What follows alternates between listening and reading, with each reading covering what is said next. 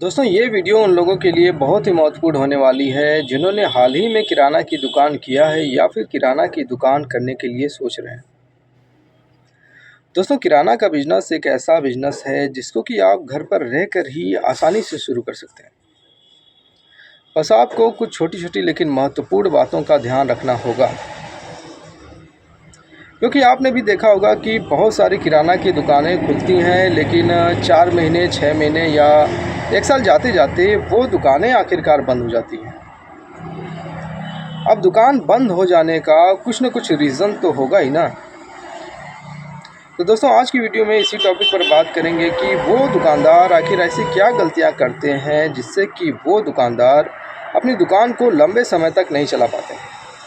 नमस्कार किराना साथियों, स्वागत है आप सभी लोगों का मेरे यूट्यूब चैनल किराना क्लब एट पीके शॉप पर। दोस्तों सबसे ज़्यादा क्या होता है कि जब किसी दुकानदार के पास कोई नया ग्राहक जाता है तो वो दुकानदार उस ग्राहक को खुद से कनेक्ट नहीं कर पाता। मतलब कि वो केवल पैसे लेने और सामान देने तक ही मतलब रखते हैं ग्राहकों से, जबकि ऐसा नहीं करना चाहिए। ग्राहकों से 1-2 शब्द ही ज़रूर बात कर लेनी चाहिए। जैसे कि कोई नया ग्राहक आता है आपकी दुकान पर और ठीक ठाक सामान लेता है तो उनसे केवल यही पूछ लीजिए कि भैया क्या आप इधर के रहने वाले हैं, या फिर कोई कस्टमर कई बार आ चुके हैं आपकी दुकान पर तो उन्हें उनके नाम से ही बुलाकर पूछिए कि आपको क्या चाहिए।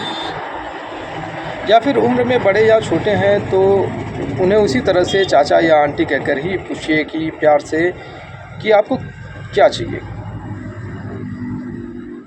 अगले पॉइंट में बात करें तो आपको ग्राहकों से ज़्यादा मार्जिन लेने की ना सोचकर ज़्यादा से ज़्यादा सामान बेचने पर ही ध्यान देना चाहिए,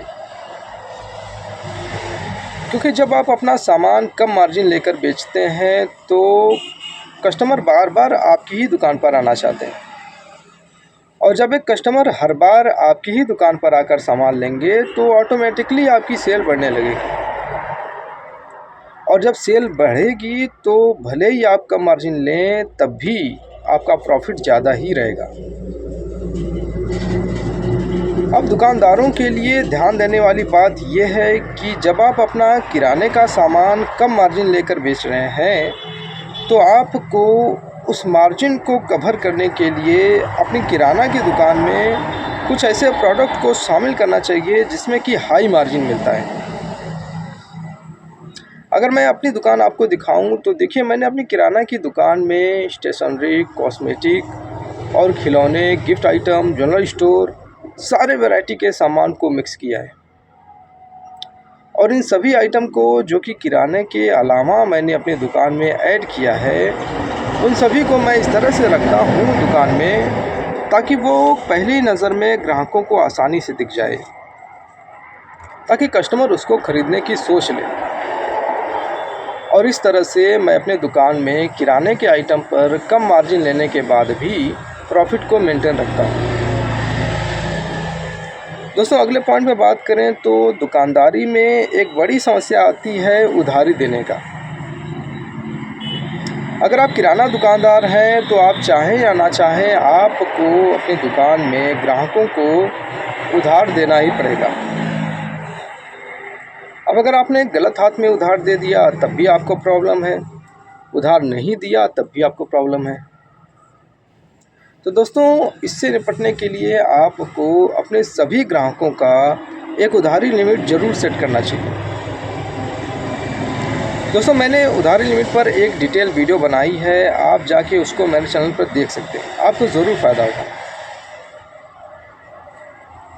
एक नए ग्राहक को आप केवल उतना ही उधार दीजिए जितना कि आपने अब तक उससे कमाया है। जैसे कि मान लीजिए कि आपने एक ग्राहक से जो कि 2-3 महीने से आ रहा है आपकी दुकान पर, उससे केवल 100 रुपया ही प्रॉफिट कमाया है अब तक, तो उस ग्राहक को 100 या 120 से ज़्यादा की उधारी मत दीजिए। इसी तरह से ग्राहकों को पहचान कर किसी ग्राहक की उधारी लिमिट 50 रुपया तो किसी ग्राहक की उधारी लिमिट 5000 रुपया रखिए। दोस्तों किराना की दुकान ठीक तरीके से चलाने के लिए बहुत दिमाग लगाने की ज़रूरत होती है। बहुत कुछ सीखने की ज़रूरत होती है। दोस्तों, मैंने अपने चैनल पर किराना से जुड़े हुए एक एक पॉइंट को ढूंढकर वीडियो बनाया है। अगर आप नए किराना दुकानदार हैं या फिर किराना की दुकान करने वाले हैं तो आपको मेरी सारी वीडियो देखनी चाहिए, आपको ज़रूर लाभ मिलेगा। तो दोस्तों, इस वीडियो में इतना ही। अगर वीडियो पसंद आई तो वीडियो को लाइक करिएगा, मेरे चैनल को ज़रूर सब्सक्राइब करिएगा।